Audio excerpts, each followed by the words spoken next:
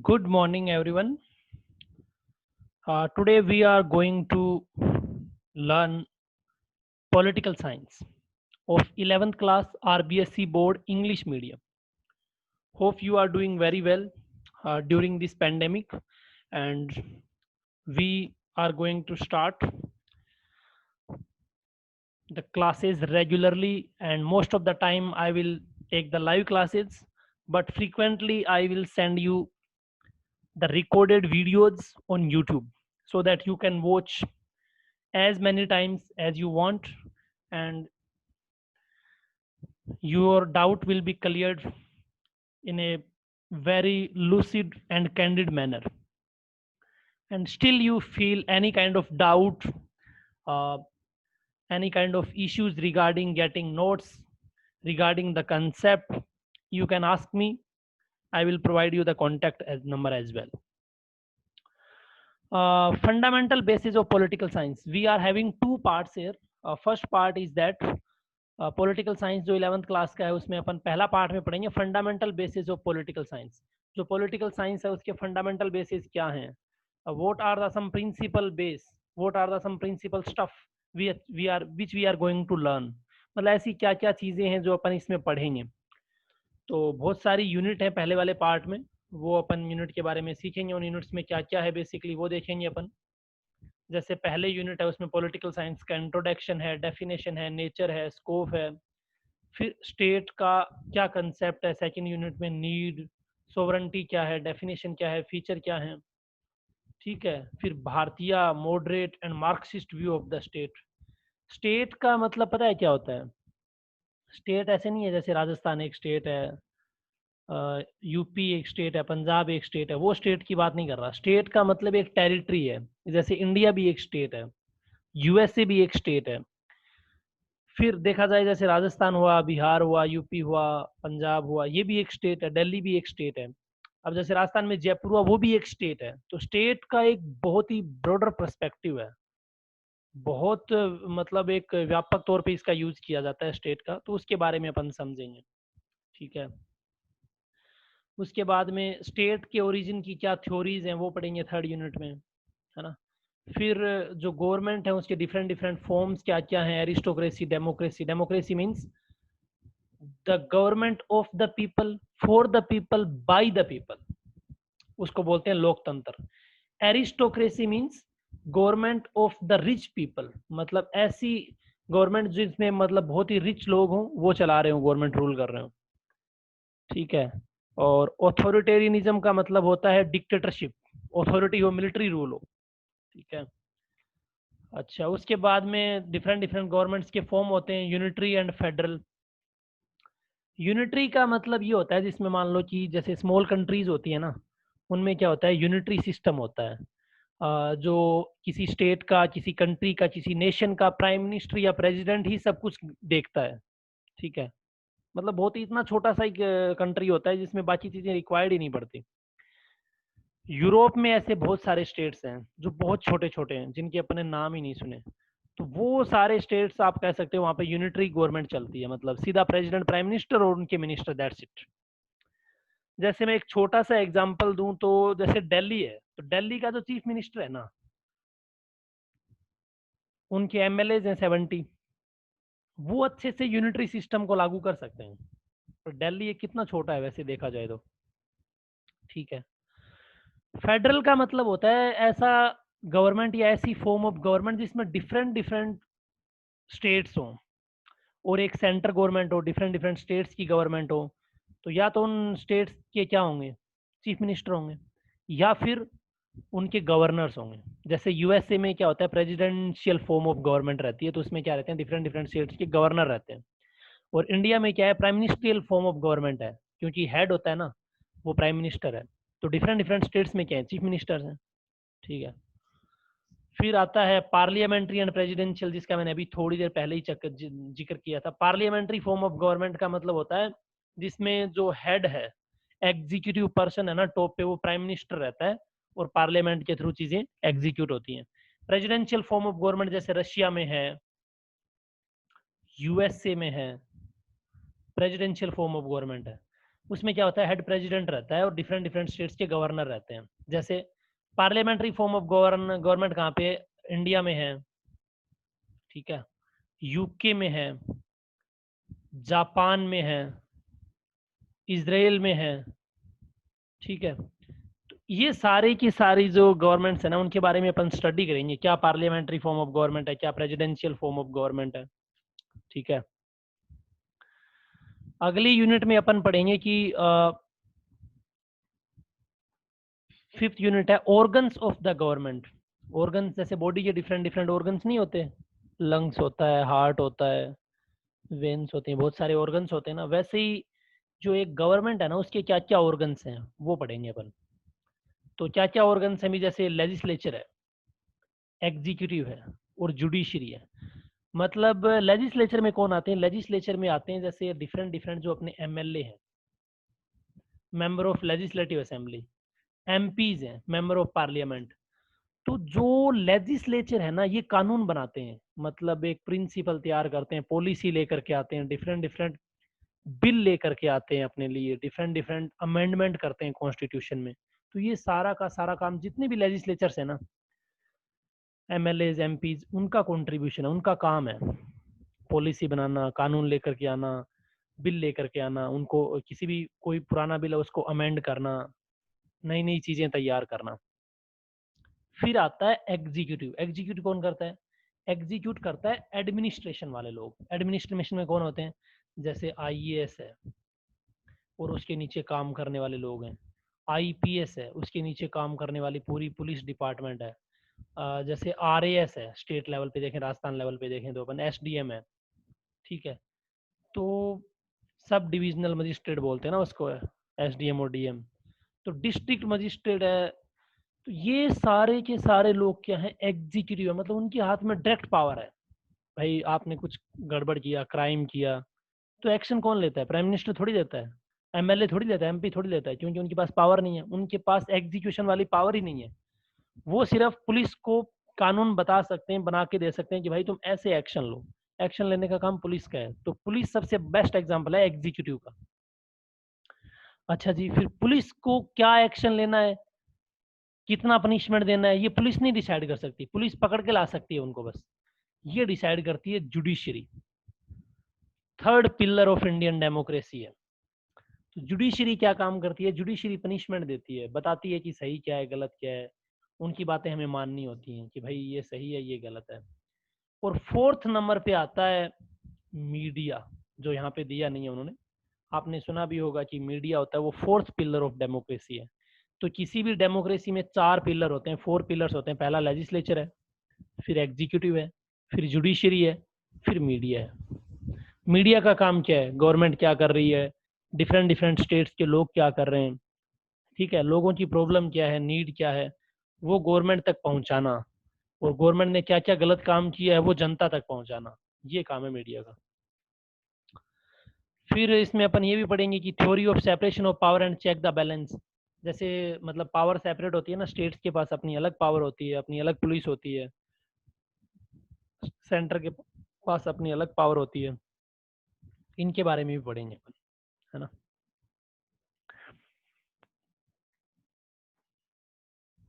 उसके बाद अपन जो पार्ट बी है ना, वो क्या है, the national movements and the constitutional development in India. तो वो थोड़ा सा जैसे मान लो कि अपना जो फ्रीडम स्ट्रगल है, बेसिकली 1857 से लगभग स्टार्ट हुआ था, 1947 तक चला था। तो during this period there were so many national movements led by our beloved and respected patriot persons like Mahatma Gandhi, Pandit Jawaharlal Nehru, Sardar Vallabh Bhai Patel, Lala Lajpat Rai, Bal Gangadhar Tilak, so many, Gopal Krishna Gokhale, Ras Bihari Bose, Chandrashekhar Azad, Bhagat Singh. तो कितने ही लीडर्स हुए हैं, रेवोल्यूशनरी पीपल हुए हैं, उनके द्वारा मतलब बहुत टाइप के मूवमेंट किए गए हैं, नेशनल मूवमेंट बोलते हैं उनको। वो सारा अपन स्टडी करेंगे ब्रीफ में कि भाई क्या होता क्या है, ठीक है, रीजन क्या था उन मूवमेंट का, उसमें कौन कौन लोग मॉडरेट थे, कौन एक्सट्रीमिस्ट थे। मॉडरेट का मतलब जो शांत स्वभाव के भी नहीं थे और गुस्से वाले, मतलब बीच के लोग थे, काइंड ऑफ, है ना। एक्सट्रीमिस्ट मीन्स बहुत ही कट्टर लोग, ठीक है, क्विक डिसीजन लेने वाले। तो उस दौरान क्या क्या पॉलिसीज आई, क्या क्या प्रोग्राम आए, क्या क्या फिलोसफिकल बातें हुई, वो सब पढ़ेंगे अपन। फिर जैसे नॉन कोऑपरेशन मूवमेंट ऐसे होगा आंदोलन, जो सुना होगा आपने गांधी का, civil disobedience movement and quit India movement, ये सारे के सारे गांधी के आंदोलन है, महात्मा गांधी के। Non cooperation, civil disobedience and quit India, अंग्रेजों भारत छोड़ो है ना, वो क्विट इंडिया मूवमेंट था। ठीक है भाई। फार्मर्स का मूवमेंट राजस्थान में, ठीक है। फ्रीडम स्ट्रगल ऑफ 1857, राजस्थान पे क्या इम्पैक्ट पड़ता है।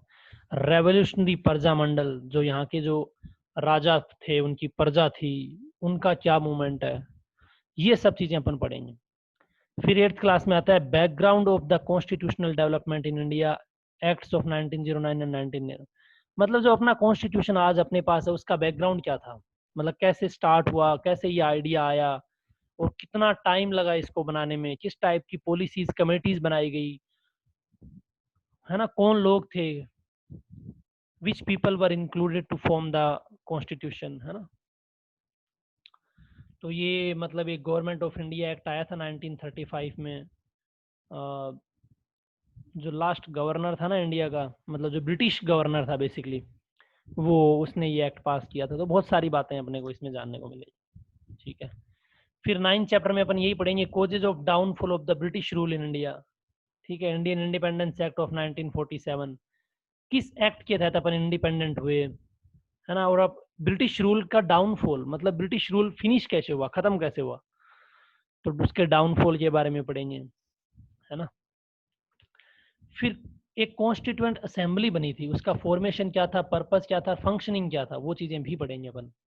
तो बहुत ही शानदार चीजें हैं, पूरा का पूरा, मतलब एक स्टेट, एक सेंट्रल गवर्नमेंट, स्टेट गवर्नमेंट चलती कैसे हैं, क्या क्या उनमें हुआ है अब तक, और कैसे रन करती हैं चीजें, वो सब जानने को मिलेगा आपको, टोटल एवरीथिंग। ठीक है भी। फिर आता है चीफ, नेक्स्ट यूनिट है chief exponents of the national movement and there contribution in potential, sorry, chief exponents of national movement and there contribution in political thought in India.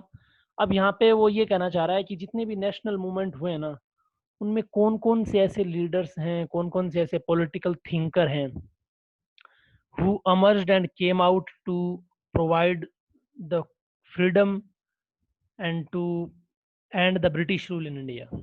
ठीक है।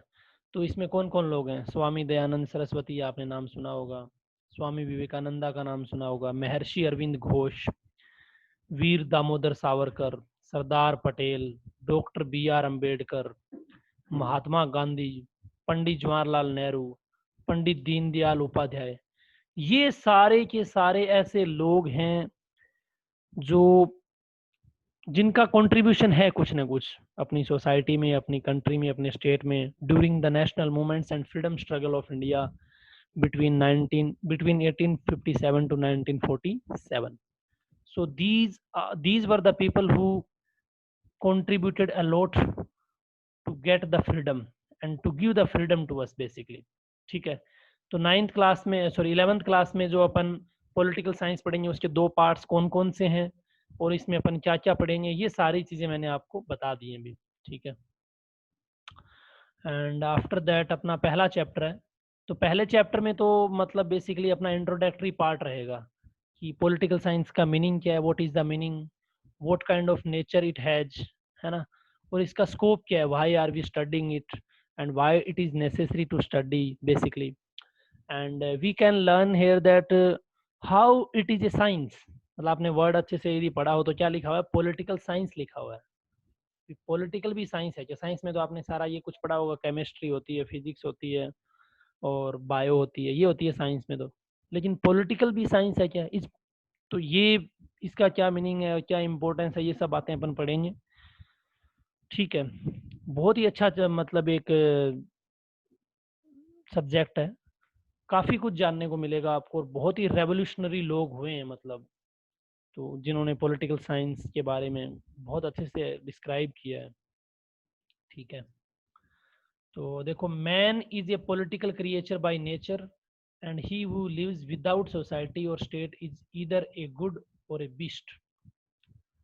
अब इसमें बहुत ही एक पॉलिटिकल थिंकर है एरिस्टोटल, जो प्लेटो का डिसाइपल है। 12th क्लास में जाकर के आप एरिस्टोटल और प्लेटो दोनों के बारे में पढ़ोगे। तो एरिस्टोटल जो है वो था लगभग, ऐसा मान लो कि 200 बीसी में की बात है ये। 200 बीसी समझते हो भी?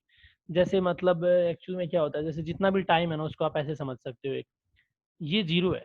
जीरो का मतलब है कि यहाँ से जो अपना वेस्ट, ये जो कैलेंडर है ना, जो अपन फॉलो करते हुए आ रहे हैं, कि जैसे आज की अगर मैं डेट की बात करूँ तो वो है 28 अगस्त 2020।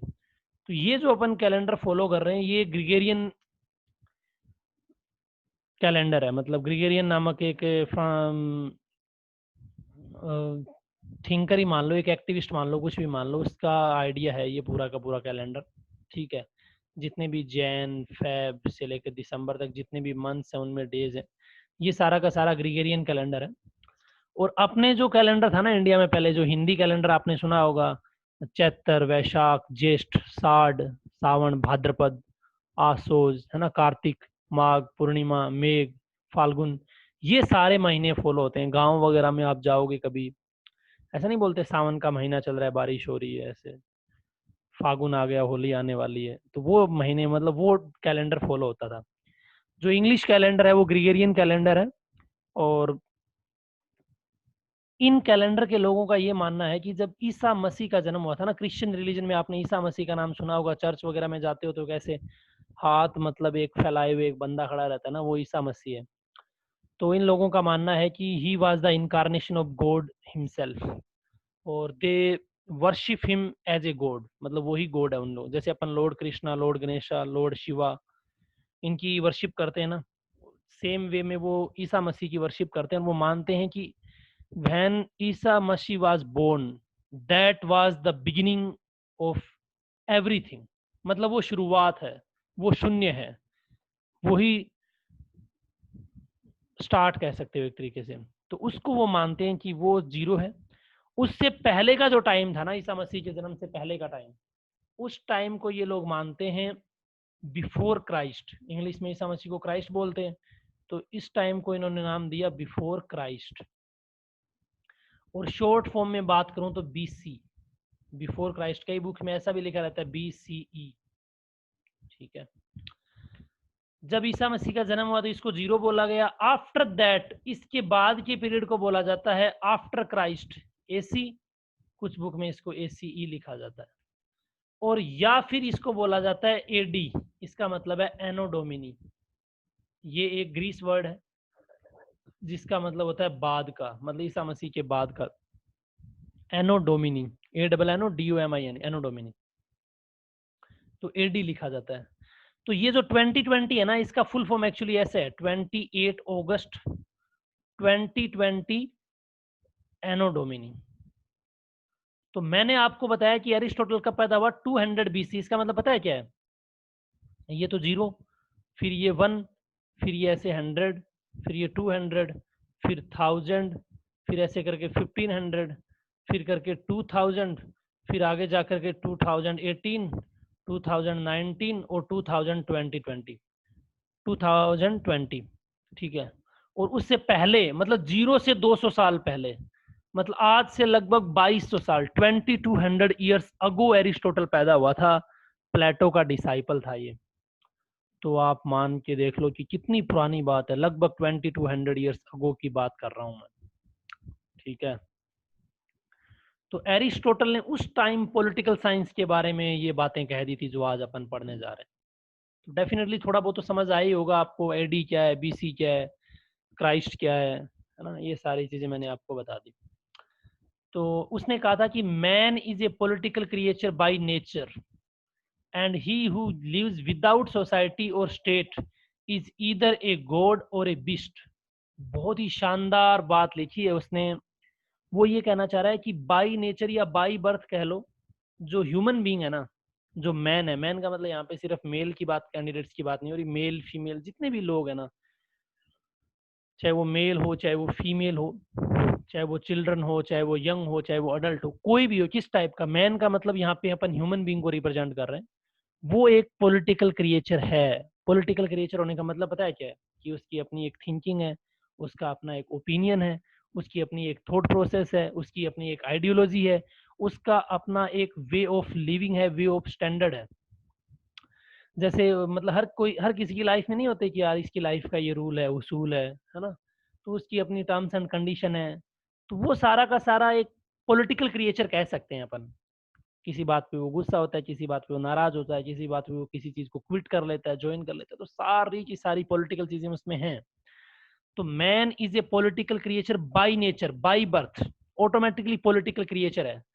अगर कोई व्यक्ति ऐसा है, if a person who is living in a society and he or she says or claim that he or she is not a political creature or not politically affiliated in any way, तो इसका मतलब यही है Aristotle के according, या तो वो भगवान है, गॉड है, और या फिर वो बिस्ट है, मतलब जानवर है। समझ आ रही है बात को? तो each and every man in a society is a political creature by nature, if not so then he और शी इज ए गॉड और बिस्ट। आ गई बात समझ में? तो ये बहुत ही अच्छी बात इसने बताई अभी अरिस्टोटल ने, कि हम सब में एक पॉलिटिकल क्रिएचर हैं, सारे के सारे लोग। ठीक है। अभी the ancient scholars of India divided skills into 4 P skills: त्राई, वस्किला, अन्विशिकी एंड दंड नीति। ठीक है। अभी तो ये मतलब 4 पार्ट्स में एंशियंट स्कॉलर्स ने इंडिया का को जो डिवाइड किया वैसे किया था। इन ह्यूमन सोसाइटी दंड was to establish order and peace. मतलब दंड क्यों देते हैं अपन किसी को? दंड मतलब पनिशमेंट है। इन सब का एक्सप्लेनेशन आगे मिलेगा। तो दंड का मतलब है कि दंड नीति है, दंड नीति का मतलब पनिशमेंट, पॉलिसी। क्योंकि सोसाइटी में पीस और बैलेंस तभी होगा जब आप किसी को पनिश करोगे गलत काम करने पे। द क्लासिकल मीनिंग ऑफ दंड in is the system of society. लेकिन क्लासिकल का मीनिंग है, ओल्ड मीनिंग देखा जाए ना अपना, तो इसका मतलब होता है system of society. System of society, ये है दंड का मीनिंग, क्लासिकल मीनिंग की अगर मैं बात करूं तो। वैसे दंड हिंदी में आपने सुना है तो उसका मतलब होता है पनिशमेंट।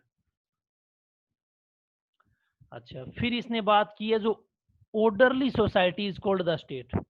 अगर किसी सोसाइटी में एक पर्टिकुलर सिस्टम है, ऑर्डर है, अरेंजमेंट है, चीजों का प्रॉपर वे में लोग रह रहे हैं, तो उसको अपन बोलते हैं स्टेट। कितनी प्यारी डेफिनेशन है स्टेट की। मैंने पहले ही बताया था कि स्टेट कोई एक नॉर्मल वर्ड नहीं है, बहुत जगह यूज होगा, बहुत ही ब्रॉडर पर्सपेक्टिव में यूज होता है स्टेट। आगे आगे आप सीखते जाओगे इसके बारे में, पूरा चैप्टर पढ़ेंगे अपन।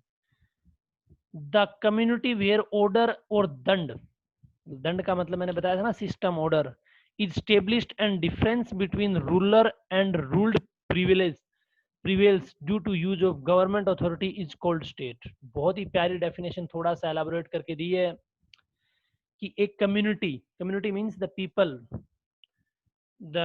People who are living somewhere in a particular territory. तो उस टेरिटरी में अगर दंड को स्टेब्लिश किया गया है, मतलब ऑर्डर को स्टेब्लिश किया गया है, यहाँ पे दंड का मतलब है ऑर्डर। तो ए society or a community or a territory in which people are living and दंड यानी order has been established and difference between ruler, जो रूल कर रहा है मतलब जो पावर में है, एंड रूल्ड प्रिवेल्स। रूल्ड का मतलब पता है क्या होता है? जो उसके रूल्स हैं, जो उसकी पॉलिसीज हैं वो प्रिवेल कर रही हैं, मतलब फेमस हैं, प्रचलित हैं, यूज में है। Due to use of government, मतलब गवर्नमेंट वे में, गवर्नमेंट अथॉरिटी से सारे के सारे रूल्स हैं वो फेमस हैं, इम्प्लीमेंटेड है ऑलरेडी, उसको स्टेट बोलते हैं। तो स्टेट की डेफिनेशन क्या हुई है? Community or a society or a territory in which people are living peacefully. Order means दंड, दंड has been established and the ruler and the rules made by the rulers are in use by the government authority is called state। Got it? आप अपनी language में भी बना के लिख सकते हो, मैंने मेरी लैंग्वेज में बोल दिया, बहुत इजीली मतलब आप स्टेट को डिफाइन कर सकते हो। और स्टेट पे तो पूरा चैप्टर पढ़ेंगे आप अपन, तो इतना टेंशन लेने की रिक्वायरमेंट भी नहीं है। The knowledge of skill which propounds this state government and दंड नीति इज कॉल्ड पॉलिटिकल साइंस। बहुत ही प्यारी डेफिनेशन, बहुत ही प्यारी डेफिनेशन दी है। वो ये कहना चाह रहा है कि the knowledge of skill which propounds, propound का मतलब क्या होता है? प्रोपाउंड का मतलब होता है सजेस्ट करना, थिंक करना, है ना, मतलब मगन करना, विचार करना किसी चीज के बारे में, वो प्रोपाउंड है। तो the knowledge of skill which प्रोपाउंड this state government and दंड नीति, एक ऐसा नॉलेज या एक ऐसी चीज जिसमें अपने को सब कुछ जो सजेस्ट करती हो स्टेट के बारे में, गवर्नमेंट के बारे में, दंड नीति यानी वहां के सिस्टम के बारे में, ऑर्डर्स के बारे में, उसको बोलते हैं पॉलिटिकल साइंस। भाई मतलब आपको एक ऐसा नॉलेज जरूरत नहीं है क्या, ऐसा स्किल्स रिक्वायर्ड नहीं है क्या, या ऐसी चीज की रिक्वायरमेंट नहीं है क्या जिसमें अपने गवर्नमेंट को पढ़ सकें, एक स्टेट को पढ़ सकें, और वहाँ स्टेट में जो ऑर्डर है, जो सिस्टम है जिसको लोग फॉलो कर रहे हैं, रह रहे हैं, उन तीनों चीज को अगर आप पढ़ रहे हो ना, गवर्नमेंट कौन है, जो रूल कर रही है बेसिकली, जो अथॉरिटेरियन है, जिसके पास पावर है। स्टेट कौन है, स्टेट मतलब मैंने पहले डिफाइन कर दिया कि जहाँ पे सोसाइटी में लोग रह रहे हैं, कम्युनिटी में लोग रह रहे हैं और एक ऑर्डर को, सिस्टम को फॉलो कर रहे हैं। और दंड नीति का मतलब है कि ऑर्डर सिस्टम, उसको सीखना, उसके बारे में नॉलेज लेना ही पॉलिटिकल साइंस है। गवर्नमेंट के बारे में, स्टेट के बारे में एंड दंड नीति के बारे में जानना ही पॉलिटिकल साइंस है। तो ये चैप्टर का इंट्रोडक्टरी पार्ट था। पॉलिटिकल साइंस की डेफिनेशन डिफरेंट डिफरेंट प्रोस्पेक्टिव में अपन पढ़ेंगे, और ट्रेडिशनल पर्सपेक्टिव में इसकी क्या डेफिनेशन है वो नेक्स्ट लेक्चर में अपन कंटिन्यू करेंगे। ठीक है भी, तो तब तक के लिए शुक्रिया। Thank you for the joining.